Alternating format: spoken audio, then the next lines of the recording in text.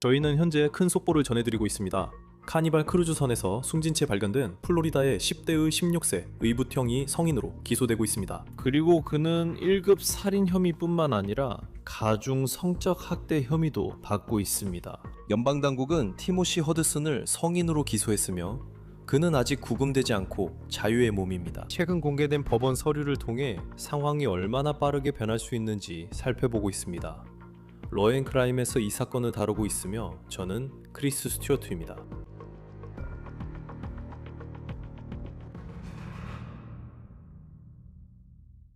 좋습니다. 바로 시작하겠습니다. 오늘 주목받던 사건에서 큰 소식이 있습니다. 안나 켐너의 의붓 형제가 성인으로서 연방 살인 혐의와 가중 성적 학대 혐의로 기소됐습니다. 안나 켐너는 18세였으며 2025년 11월 카니발 크루즈 선실에서 숨진 채 발견됐습니다. 그리고 경찰은 이제 그녀의 의붓 형제가 성인으로 기소되었기 때문에 처음으로 그의 이름을 공개하는데 그의 이름은 티모시 허드슨입니다. 그는 안나 켐너와 함께 선실에 있었던 것으로 알려졌습니다. 새로운 법원 서류를 입수했고 이 서류들이 흥미로운 의문을 제기합니다. 이제 이 혐의들이 공개되어 그 심각성을 알 수 있습니다. 이것이 공식 기소장입니다. 그리고 티모시 허드슨은 살인과 가중 성적 학대 혐의로 기소되었습니다. 그는 처음에 2월에 미성년자로 기소되었고 가족과 함께 지내고 있었습니다. 하지만 이제 이 혐의들이 성인 법정에서 공개된 후 이 사건이 진행되면서 그가 실제로 감옥에 수감될 가능성이 얼마나 될지 궁금해집니다. 곧 플로리다주 전직 검사와 이야기해 그 질문에 답을 얻을 예정입니다. 이 사건이 몇 달 동안 어떻게 진행되어 왔는지 이야기하고 싶습니다. 우리는 오랫동안 이 날을 기다려왔으니까요. 2025년 11월 7일 호라이즌 카니발 크루즈 선박이 마이애미 항구로 돌아오고 있었습니다. 그리고 그 배의 선실 안에서 승무원들이 18세의 안나 켐너가 숨진 채 발견했습니다. 그녀는 그날 아침 식사에 나타나지 않았고 가족들은 걱정했습니다. 그리고 나서 승무원들이 방에 들어가 보니 그녀는 담요에 쌓여 있었고 구명조끼로 덮여 있었으며 침대 밑에 넣어져 있었다고 합니다. 이후 마이애미데이드 카운티의 검시관은 그녀의 사망 원인을 기계적 질식으로 판정했습니다. 이는 암바에 의한 것이었습니다. 부검 결과에 따르면 그녀는 목이 졸려 사망했습니다. 이제 우리가 안나 켐너에 대해 알고 있는 내용과 11월 7일 그 크루즈 선상에서 이 사건이 어떻게 일어났는지 말씀드리겠습니다. 그녀는 플로리다주 타이터스빌 출신으로 마이애미에서 북쪽으로 약 3시간 떨어진 곳입니다. 그곳에서 그녀는 치어리더였습니다. 그녀는 고등학교를 졸업한 후 해군에 입대할 계획이었습니다. 그녀는 재혼가정의 일원으로 크루즈에 탑승했고 모두가 새로운 전통을 만들기 위해 모였습니다. 그녀는 아버지, 새어머니, 새어머니의 2 자녀, 그리고 조부모님과 함께 있었습니다. 이제 새어머니의 자녀 중 한 명은 16세 소년 티모시 허드슨이었습니다. 수사관들이 지적한 내용은 다음과 같습니다. 안나와 티모시는 그녀가 발견되었다고 알려진 선실을 함께 사용하고 있었습니다. 그리고 법원 기록에 따르면 감시 카메라 영상에는 그날 밤 안나 켐너와 티모시 허드슨 외에는 아무도 들어가거나 나가는 모습이 보이지 않았습니다. FBI는 몇 달간 이 사건에 침묵했습니다. 하지만 아주 독특한 방식으로 우리는 수사가 어떻게 진행되고 있는지 알게 되었습니다. 안나 켐너의 새어머니와 그녀의 전 남편이 관련된 별개의 양육권 소송 덕분이었습니다. 그리고 그 소송은 티모시 허드슨과 그의 남동생의 양육권과 관련이 있었습니다. 그리고 우리는 그 양육권 소송 중에 티모시의 어머니가 크루즈에서 이틀 연속으로 티모시에게 불면증 약을 주는 것을 빼먹었다고 인정했다고 전해진 사실도 알게 되었습니다. 그 중에는 안나가 사망한 밤도 포함되어 있었습니다. 이 사건이 진행되며 이런 사실이 변호 측에 어떤 영향을 미칠지 궁금합니다. 그리고 2월로 넘어갑니다. 그리고 그때 처음으로 티모시 허드슨이 연방법원에 출석하는 모습을 봤지만 우리는 그 절차가 무엇인지 확실히 몰랐습니다. 기자들은 그가 법정에서 나올 때 그의 의붓 여동생을 죽였는지 아닌지 직설적으로 물었습니다. 하지만 그는 아무런 대답도 하지 않았습니다. 그의 변호사도 아무 말이 없었습니다. 그리고 그는 모자와 후드로 머리를 가리고 조용히 자리를 떴습니다. 하지만 그날 법정에서 무슨 일이 있었는지는 불분명했습니다. 그가 미성년자로 기소되어 사건이 비공개로 진행됐기 때문입니다. 모두가 묻는 질문은 다음과 같습니다. 이 사건에서 그가 소년법으로 기소되어 유죄 판결을 받으면 21세 석방될 것인지 아니면 이 사건이 성인 법정으로 넘어갈 것인지가 관건이었습니다. 그리고 오늘 우리는 그 답을 얻게 되었습니다. 새롭게 공개된 법원 서류를 통해 이 사건이 앞으로 어떻게 전개될지에 대한 그림이 완전히 달라지고 있습니다. 그래서 3월 10일 마이애미 연방법원에 제출된 추가 기소장에 따르면 이 기소장은 이제 막 공개되었습니다. 연방 대배심은 티모시 허드슨을 1급 살인 혐의로 공식 기소했습니다. 기소장에 따르면 허드슨은 고의적으로 그리고 불법적으로 살인을 저질렀거나 시도한 것으로 알려졌습니다. 이는 고의적이고 신중하며 사전에 계획된 AK, 즉 안나 켐너의 살인을 의미합니다. 여기서 malice aforethought는 단순한 충동이 아니라 미리 계획했다는 뜻입니다.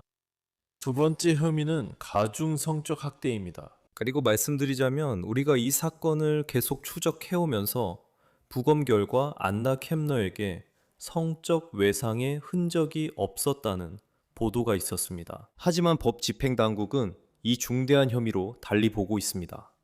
이 혐의는 유죄 시 종신형도 가능할 정도로 심각하며 아직 갈 길이 멉니다. 기소장에 따르면 허드슨이 고의로 AK에게 성행위를 하도록 했으며 AK에게 폭력을 사용해 그렇게 했다고 명시되어 있습니다. 연방법상 매우 중대한 사안이기 때문에 검찰이 성인으로 기소할 수 있었습니다. 두 혐의 모두 유죄 시 최대 종신형까지 선고될 수 있습니다. 하지만 다시 말씀드리지만 아직 갈 길이 멉니다. 현재로서는 이것들이 혐의일 뿐이며 티모시 허드슨은 무죄로 추정됩니다. 하지만 이 사건이 법적으로 중요한 이유가 있습니다. 허드슨은 이 모든 일이 일어났다고 주장되는 당시 16세였으며 지금은 성인으로 재판을 받고 있습니다. 이 결정은 4월 10일, 그러니까 불과 사흘 전에 연방법원이 사건을 성인 재판으로 이관하고 모든 법원 기록을 공개하면서 최종적으로 확정되었습니다. 오늘 공개된 증거 게시 서류에 따르면 연방검찰은 변호인 측에 증거를 넘겼고 우리는 정부가 이 사건에서 얼마나 많은 증거를 가지고 있는지 알게 되었습니다. 부검, 사진과 엑스레이, 소견이 포함된 전체 검시관 보고서, 그리고 누군가의 휴대전화에서 추출한 자료가 포함되어 있는데 이 휴대전화는 안나의 아버지 것으로 추정됩니다. 마이애미데이드 보안관실 소속 경관들의 보디캠 영상 4개와 사건 담당 특별요원이 작성한 FBI 타임라인이 포함되어 있습니다. 그리고 그들은 8호 파일도 가지고 있습니다. 8호. 그것들은 3D 범죄 현장 재구성 기술, 이미지로 안나의 시신이 그 오두막에서 어떻게 발견된 것으로 주장되는지 보여줍니다. 이 모든 것은 앞으로 이 사건이 진행되는 데 있어서 매우 중요합니다. 그리고 이것은 정부가 매우 치밀하게 사건을 입증할 준비를 하고 있다는 것을 시사합니다. 이제 사건을 완전히 이해하기 위해 이 가족과 그 안에서 벌어지는 역학관계에 대해 조금 이야기해 보겠습니다. 왜냐하면 이게 다소 복잡하기 때문입니다. 안나의 아버지인 크리스토퍼 켐너는 샹텔이라는 여성과 결혼했습니다. 그리고 샹텔은 티모시 허드슨의 친어머니입니다. 그래서 안나와 티모시는 그 결혼을 통해 의붓남매가 됩니다. 이제 그 크루즈 여행에는 안나의 아버지, 그녀의 새어머니 샹텔, 안나의 친남자 형제, 그리고 샹텔의 두 자녀가 가족 그룹에 포함되어 있었습니다. 티모시는 16살이고 그리고 그의 14살인 형제 이 있습니다. 이제 10대 3명 이 한 객실에 있었고 어른들은 이 크루즈에서 복도 건너편에 살았던 것으로 알려져 있습니다. 그리고 우리가 계속 지켜보고 있는 이와 관련 없는 양육권 청문회에서의 증언에 따르면 샨텔 본인도 안나와 티모시가 그 방을 함께 썼다는 것을 확인했습니다. 그녀는 또한 티모시가 ADHD와 불면증 치료를 위해 약을 복용해야 했다고 증언했습니다. 그가 밤에 복용한다고 알려진 약이 클로니딘이라는 약인데 그는 그 약을 크루즈에서 하루가 아니라 이틀 동안 복용하지 못했다고 합니다. 그리고 그날 밤에는 안나 켐너가 사망한 날도 포함되어 있습니다. 샹텔은 티모시에게 그 약을 주기 전에 잠이 들었다고 증언했습니다. 이제 안나 켐너와 그녀의 이복 오빠 사이의 관계에 대해서는 여러 가지 상반된 이야기가 있습니다. 안나의 조부모는 ABC 뉴스에 안나와 이복 오빠가 한솥밥을 먹는 진짜 남매 같은 유대감이었다고 전했습니다. 하지만 안나의 전 남자친구 중 한 명의 아버지는 인사이드 에디션에 전혀 다른 이야기를 들려주었습니다. 그는 티모시가 안나에게 집착했다고 말했습니다. 그는 또한 티모시가 칼을 가지고 다녔다고 주장했고 한 번은 안나가 자고 있을 때 티모시가 그녀 위에 올라탔다고 주장했습니다. 안나는 티모시를 너무 무서워해 실제로 친구 집에서 자기도 했다고 아버지가 말했습니다. 하지만 어떤 이야기가 사실인지는 모릅니다. 수사관들이 무엇을 믿는지는 알 수 없지만 여기서 심각한 혐의들이 제기되고 있습니다. 그리고 그 가족의 역학관계가 그 배와 선실에서 무슨 일이 있었는지 이해하는데 핵심이라는 것이 분명합니다. 이제 이것이 오늘 우리가 처음에 제기한 질문으로 다시 돌아가게 만듭니다. 왜냐하면 이제 허드슨이 종신형에 처할 가능성에 직면했고 그는 매우 심각한 혐의들, 즉 계획적 1급 살인과 가중 성적 학대 혐의에 직면해 있기 때문입니다. 그는 아직도 구금되지 않았습니다. 많은 사람들이 이유를 궁금해합니다. 그래서 핵심을 말씀드리겠습니다. 허드슨은 원래 소년비행법에 따라 석방되었습니다. 다른 규칙, 다른 기준이 적용되었지만 이제 법원에서는 그를 성인으로 보고 있습니다. 정부는 옛 규칙들이 더는 적용되지 않는다고 말합니다. 그리고 그 답은 더 복잡해졌습니다.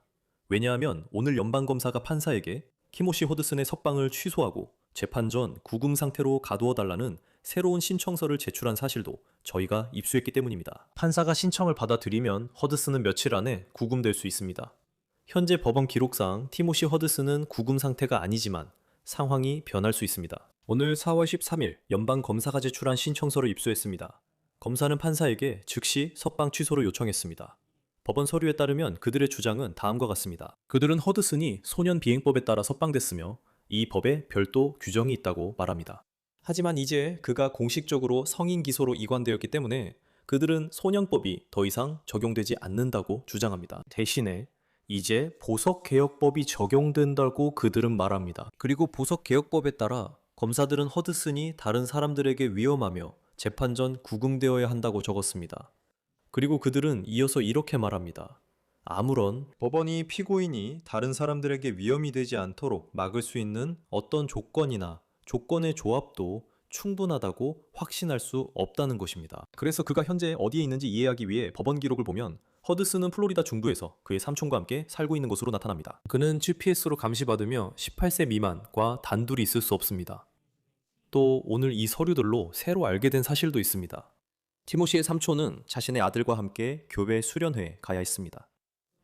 그래서 변호인 측은 임시로 조건을 완화해달라고 요청했고 허드슨이 이모와 함께 지내거나 조경회사를 운영하는 아버지와 함께 일하러 갈 수 있도록 해달라고 했습니다. 정부는 이 요청에 반대하지 않았고 판사는 이를 허가했습니다. 그 조건 완화는 4월 8일부터 오늘인 4월 13일까지 적용됐습니다. 즉 오늘로써 그 특별 허가는 만료됩니다. 그리고 그는 원래 조건으로 돌아갑니다.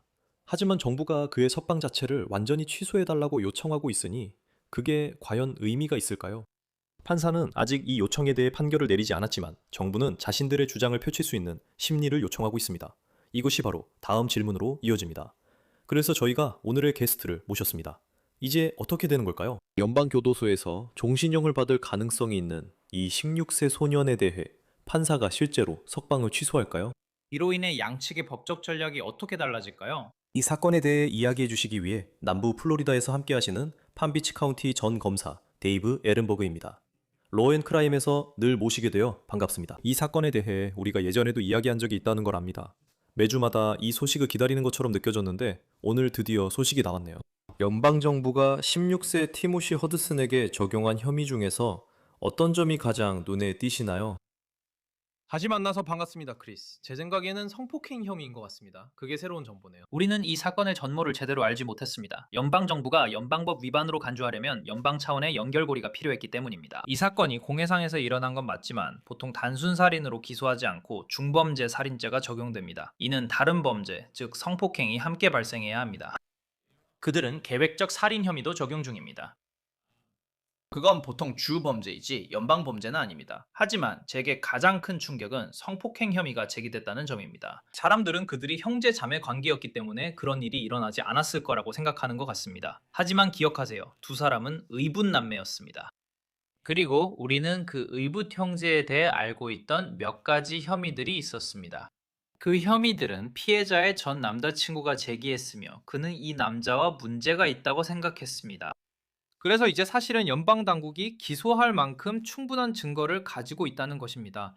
왜냐하면 그들은 윤리적으로 배심원에게 합리적인 의심 없이 입증할 수 있다고 생각하는 것만 기소할 수 있기 때문입니다. 네, 그리고 아시다시피 이 사건을 좀 더 잘 이해하려고 모두가 노력하는 과정에서 보도된 내용 중에 성폭행의 흔적이 없었다는 이야기가 있었습니다. 하지만 분명히 법무부에 따르면 그건 사실이 아니었습니다. 그들은 성폭행의 흔적이 있다고 믿고 있습니다. 그리고 또 의붓 형제에 대한 이야기와 그를 알던 사람들이 그들의 말에 따르면 안나 캡너에게 약간 집착하는 모습을 보였다고 했습니다. 그리고 이런 상황이 실제로 벌어지는 걸 보게 되는 거죠. 그리고 현재로서는 정확한 사건 경위를 설명하는 형사 고소장이 없는 상태입니다. 그는 16살이고 아시다시피 보통 18살까지는 미성년자입니다. 그런데 왜 그가 재판을 받게 되는 걸까요? 이게 중대한 범죄라는 건 알지만 그를 소년이 아닌 성인으로 재판을 넘기기 위한 기준이 실제로 무엇인가요? 우선 소년일 경우에는 사형을 구형하는 것이 위헌입니다. 그래서 그건 제외됩니다. 그런데 왜 성인 혐의로 기소하려는 걸까요? 이런 매우 폭력적인 범죄 혐의는 성인 시스템이 더 잘 다룰 수 있기 때문입니다. 소년으로 기소될 경우 소년 법원은 일반적으로 21세까지만 관할권이 있기 때문입니다. 그러니까 유죄 판결을 받고 21살 풀려날 수도 있는 사람에 대해 이야기하는 거죠. 그래서 이런 사건을 다루기에는 소년 법원이 완전히 준비되어 있지 않은 겁니다. 성인 형사 시스템은 더 유연하게 대처할 수 있습니다. 처벌과 재활을 동시에 제공할 수 있습니다. 소년 처분과 성인형을 결합한 선고를 할 수도 있고 일부 기간은 소년원에서 복역하게 한 뒤 성인 교도소로 이송할 수도 있습니다. 하지만 그를 소년법원에서만 재판한다면 관할권이 제한되고 결국 정의가 실현되지 않을 가능성이 높습니다. 왜냐하면 그는 아주 어린 나이에 풀려나게 될 테니까요. 그리고 또 한 가지는 이 모든 일이 일어난 이후로 그는 계속 자유롭게 지내왔다는 점입니다. 소문에 따르면 지난해 11월 6일 안나 켐너가 살해되어 시신이 배에서 내려졌다고 알려져 있습니다. 그리고 그 이후로 그는 구금되지 않았습니다. 아시다시피 우리는 2월에 마이애미 법정에서 그를 봤는데 그때 그가 미성년자로 기소되었습니다. 이 모든 일이 진행되는 동안 그는 친척과 함께 지내고 있었습니다. 그리고 이제 그는 성인으로 재판을 받게 되었습니다. 그리고 법무부가 그를 재판 전 구금 상태로 두기 위한 신청서를 제출한 것으로 알고 있습니다. 그럴 가능성은 얼마나 되나요? 왜냐하면 이건 정말 그가 직면한 두 가지 매우 중대한 혐의이기 때문에 16세임에도 불구하고 이 사건이 이제 성인 재판 절차로 넘어가면서 그는 재판 전 구금 상태로 있게 됩니다. 맞아요. 글쎄요, 그건 판사에게 달려 있습니다. 그리고 지금 혐의가 너무 중대하기 때문에 그가 부모님과 함께 살기 위해 풀려날 가능성은 낮습니다. 제 말은 일반적으로 1급 살인 혐의를 받고 있다면 재판 전에 풀려나는 일은 없다는 겁니다. 일반적으로는 원칙적으로는 재판 전 석방 쪽으로 판단하는 경향이 있습니다. 하지만 누군가 도주 우려가 있거나 또는 사회에 위협이 되는 경우, 그리고 성폭행과 살인 혐의로 기소된 경우라면 그건 곧 사회에 위협이 된다는 걸 보여주는 겁니다. 재판 전에 풀려날 수 없습니다. 그래서 비록 그의 나이가 미성년자라 하더라도 여기서는 성인, 법정에서 성인처럼 다뤄질 것입니다. 아시다시피 연방 법원 시스템과 이 사건이 플로리다, 예를 들어 마이애미 데이드 카운티에서 재판을 받는 경우에는 큰 차이가 있습니다. 카메라, 법정 출입 등 모든 것에서요. 이제 이 사건이 성인 법정 시스템을 거치게 되면서 지방 법원에서 진행되는 것과 비교했을 때 우리가 볼 수 있는 다른 차이점들은 무엇이 있을까요? 주 법원과 비교해서 말씀하시는 건가요?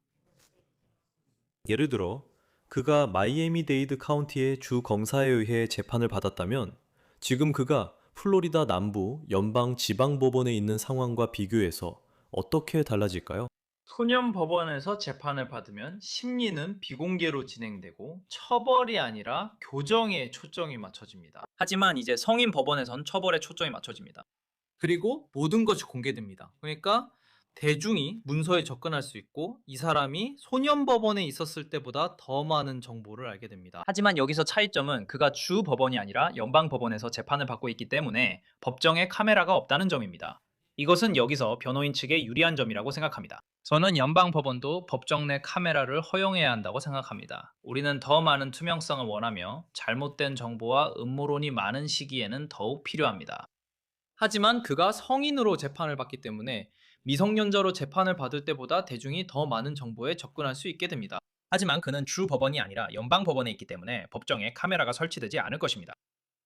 그리고 그의 잠재적인 변호 전략과 관련해서 보도된 내용 중 하나는 그의 조부모님이 인터뷰에서 말하길 그가 무슨 일이 있었는지 전혀 기억하지 못한다고, 기억이 끊겼다고 말했다는 것입니다. 우리는 그가 복용한 불면증 약과 관련된 문제가 있었을 수 있음을 알고 있습니다. 그리고 우리는 그의 부모님이 관련된 양육권 소송 과정에서 그런 사실을 알게 되었습니다. 하지만 검찰이 안나 켐너가 나중에 숨진 채 발견된 방에 그가 들어가는 모습을 포착한 상황에서 나는 기억이 없다는 주장과 관련해서는, 그리고 우리가 아직 알지 못하는 일부 법의학 증거들, 특히 성적 학대 혐의와 관련된 증거들도 있습니다.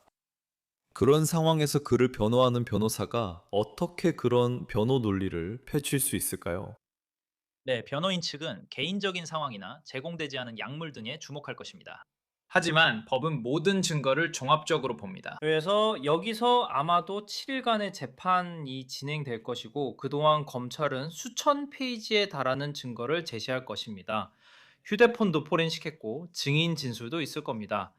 그리고 그들은 그가 사전에 계획했다는 증거뿐만 아니라 범행 후에 자신의 흔적을 숨기려고 했던 행동들도 보여줄 것입니다. 그는 시신을 숨기려고 했습니다. 이런 점들로 볼 때 실수나 약물 때문이 아니라 그가 계획하고 숨기려 했던 일임이 드러납니다. 따라서 그가 책임을 피하기는 어려울 것입니다. 그리고 그가 배심원을 설득해 계획이 없었다 해도 중범죄, 살인 혐의로 재판받고 있습니다. 중범죄, 살인이라는 것은 다른 중범죄를 저지르는 동안 살인을 저질렀다는 의미이고 여기서 그 중범죄는 성폭행입니다. 그래서 이 남자에게 종신형을 선고하기 위해 꼭 사전 계획이 필요하지는 않습니다.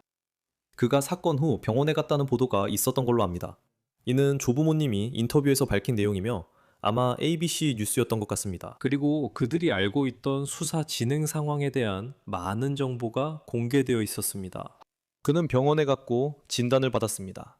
그리고 그의 어머니가 사건이 벌어진 그날 밤에 그가 복용하던 불면증 약을 주지 않았다고 인정했다는 소식을 들었습니다. 그가 여전히 이런 혐의로 기소되어 있다는 사실은 수사관들이 수사 과정에서 그의 정신 건강이나 진단 여부를 얼마나 조사했는지에 대해 당신에게 무엇을 말해줍니까? 교복 지금도 그는 여전히 그 선실에서 저질렀다고 주장되는 중대한 범죄 혐의에 직면해 있습니다. 저는 휴대전화가 중요했을 거라고 생각합니다. 아시다시피 그들은 이 사람과 다른 사람들의 휴대전화 데이터를 추출해서 무슨 일이 일어나고 있었는지 전체적인 그림을 파악하려고 했습니다. 그리고 저는 그 디지털 증거가 계획이나 의도가 있었다는 증거를 제공했을 수도 있다고 생각합니다. 검색 기록이 중요합니다. 그는 사전에 무엇을 검색했을까요? 그는 누구와 이야기하고 있나요? 그가 그 후에 뭐라고 말했는지요? 단순히 약을 받지 못해서 반응한 것이 아니라 침착하게 숙고했다는 것을 보여주기 위해 그들이 조사할 많은 것들이 있습니다. 그래서 저는 그가 심신상실 항변이나 내가 뭘 했는지 몰랐다, 계획하지 않았다, 생각하지 않았다, 그냥 반응이었다, 내 안에 괴물이 들어온 것 같았다는 식의 방어를 하기가 매우 어려울 것이라고 생각합니다. 이게 어려울 것 같은 이유는 일단 범죄를 은폐하기 시작하면 그게 그렇게 즉흥적으로 보이지 않기 때문입니다. 일단 자신의 흔적을 감추기 시작하면 이게 계획된 일처럼 보이게 됩니다. 이 사건 변호사로서 피고인이 2월 살인 혐의로 기소된 점을 생각할 때 오늘이 얼마나 놀라운 일인가요? 이미 모든 걸 알고 계셨죠? 그러니까 만약 피고인과 그의 변호인단이 지금 어떤 심정일지, 특히 2월 이후에 그가 어떤 혐의로 재판을 받게 될지 이미 알고 있는 상황에서 그 내부 분위기를 설명해 주실 수 있을까요? 그때는 소년 법원에 있었습니다. 글쎄요, 놀라운 점은 성폭행 혐의가 포함되어 있다는 것입니다. 그건 우리 모두가 확신하지 못했던 부분이라고 생각합니다. 왜냐하면 살인이 일어났다는 건 알고 있었으니까요. 그래서 살인 혐의는 이해가 되지만 성폭행 혐의는 새로운 내용입니다. 하지만 형사 변호사들은 미리 이 사실을 알고 있었을 거라고 생각합니다. 그들은 보통 갑작스럽게 당황하지 않습니다. 사건이 어떻게 진행되는지, 소환장 발부가 어디까지 진행됐는지, 수사에 걸리는 시간, 그리고 미국 검찰청에서 흘러나오는 정보들을 바탕으로 이런 상황에 대비하고 있었을 겁니다. 그들은 의뢰인이 살인 혐의와 어쩌면 성폭행 혐의까지 기소될 수 있다고 미리 말했을 겁니다. 그 이유는 무슨 일이 있었는지 알기 때문입니다. 그들은 의뢰인과 대화하며 사건이 소년법원에서 다뤄지지 않을 것을 알렸을 겁니다. 그래서 변호인들이 갑자기 당황하지 않았다고 생각합니다. 아마 가족들은 갑작스럽게 당황했을 수도 있습니다. 왜냐하면 그들은 아직도 두 의붓남매 사이의 관계가 얼마나 훌륭했는지 이야기하며 현실을 외면하고 있는 것처럼 보이기 때문입니다. 맞아요. 실제로는 완전히 달랐던 것 같네요. 네, 저도 기억나요. 아마 할머니가 두 사람이 한 몸처럼 붙어 있었다고 했던 것 같아요. 그런데 지금의 혐의들을 보면 그 말을 믿기 어렵죠. 물론 가족들에게 보이는 모습과 실제 현실에서의 모습은 때때로 정말 다를 수 있죠. 그가 유죄 판결을 받는다면 어떤 처벌이 가능할지 말하기 전에 저는 검찰 입장에서 생각해 보게 됩니다. 영상에는 그녀와 그가 각각 방에 들어가는 장면이 있고 다음날 아침 그녀가 발견됐으니까요. 그녀는 이 선실의 침대 밑에서 발견되고 그는 방을 떠나요. 겉으로 보기에는 꽤 명확한 사건처럼 보일 수도 있죠. 지금 이 시점에서 검찰은 얼마나 확신하고 있을까요? 어떤 사건도 100% 확실하진 않다는 건 알지만 그 방 안에서 무슨 일이 있었는지에 대해 꽤 명확한 이야기를 검찰이 내세울 수 있을 것 같아요. 그래요, 맞아요. 그는 그녀를 마지막으로 본 사람이었죠. 그녀와 함께 있었던 마지막 사람이기도 하고요. 그리고 여기는 크루즈 선박이에요. 야생이 있는 것도 아니고 곳곳에 카메라가 설치돼 있잖아요. 누가 언제 어디서 출입 카드를 썼는지도 다 기록돼요. 크루즈 선박에서는 이런 범죄를 저지르고도 빠져나가기 어렵습니다. 그리고 그들이 전날 밤 그의 행동에 대해 물었을 때, 그를 신문했을 때 그는 기억이 나지 않는다고 말했어요.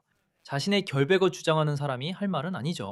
제 생각엔 그들이 이 남자를 완전히 잡은 것 같아요. 큰 의문점은 그가 약물과 나이, 즉 미성년자라는 점을 변명 삼아 자신의 이익으로 활용할 수 있을지였는데 분명히 그렇지 않았어요. 아니요. 그리고 이제 만약 그가 이 혐의들에 대해 유죄 판결을 받는다면, 그리고 앞으로 어떻게 될지 지켜봐야겠지만, 그가 직면한 두 가지 혐의 모두에서 종신형이 최대 형벌입니다. 하지만 그래도 16살, 17살밖에 안 된 나이에 연방 교도소에 가게 된다면, 그렇게 어린 나이에 그렇게 심각한 혐의로 유죄 판결을 받으면 인생이 어떻게 될까요? 법적으로 미성년자에게 종신형은 가능하지만 사형은 불가합니다. 그러나 추가 절차가 필요하고 교도소에서 종신형을 받는 것도 쉽지 않습니다. 미성년자 사건의 특별 사정을 거쳐야 하고 그 다음에 종신형이 적절하다고 판단해야 합니다. 그리고 나중에 재심의 기회가 있기 때문에 그 사람이 언젠가는 석방될 가능성도 있습니다. 이것은 가석방 없는 종신형은 아니지만 종신형입니다. 그에게 가장 유리한 경우라도 쉽게는 출소하지 못할 겁니다. 그가 유죄 판결로 종신형을 받으면 수십 년간 출소하지 못할 것입니다. 그리고 이것은 소년사법제도보다 훨씬 나은 것입니다. 왜냐하면 소년사법제도에서 유죄로 판단됐다면 그는 아마 21살이 될 때쯤에는 출소했을 것이기 때문입니다. 그 일정에 대해 어떻게 생각하세요? 연방 시스템은 모든 게 느리게 진행된다고 알고 있습니다. 당국에 따르면 안나 켐너는 11월 6일 사망했습니다. 지금은 4월 중순이고 그는 성인으로 기소됐습니다. 이때까지 일정에 대해 어떻게 보시나요? 검사들은 한 번의 기회만 있습니다. 왜냐하면 누군가를 기소하면 신속 재판 시한이 돌아가기 때문입니다. 그래서 만약 너무 일찍 기소하고 준비가 안 되어 있다면 변호인 측이 신속한 재판 규칙을 적용할 수 있고, 그러면 준비가 안 된 상태에서 재판에 들어가야 할 수도 있습니다. 그들은 그런 일이 일어나기를 원하지 않았습니다. 지금 우리가 이야기한 건 살인사건입니다. 그래서 처음에는 천천히 진행하고 지연시키는 것이 나중에 그들이 영원히 풀려나는 것을 허용하는 것보다 더 낫습니다. 네, 앞으로 어떻게 될지 지켜보겠습니다. 분명히 오늘은 중대한 진전이 있었습니다. 데이브 에렌버그 씨, 항상 로앤크라임에 모시게 되어 반갑습니다. 함께 해주셔서 고맙습니다. 불러주셔서 감사합니다. 로앤크라임은 온더 케이스를 마치겠습니다. 유튜브와 스포티파이에서 구독해주세요. 피콕에서도 스트리밍 중입니다. 저는 크리스 스튜어트입니다. 다음에 뵙겠습니다.